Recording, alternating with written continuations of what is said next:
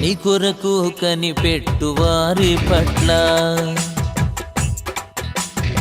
కార్యము సఫలము చేయు నీవు తప్ప. నీ కొరకు కనిపెట్టు వారి పట్ల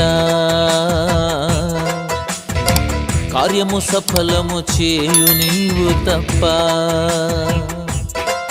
వేరే దేవుణ్ణి వేరే దేవుణ్ణి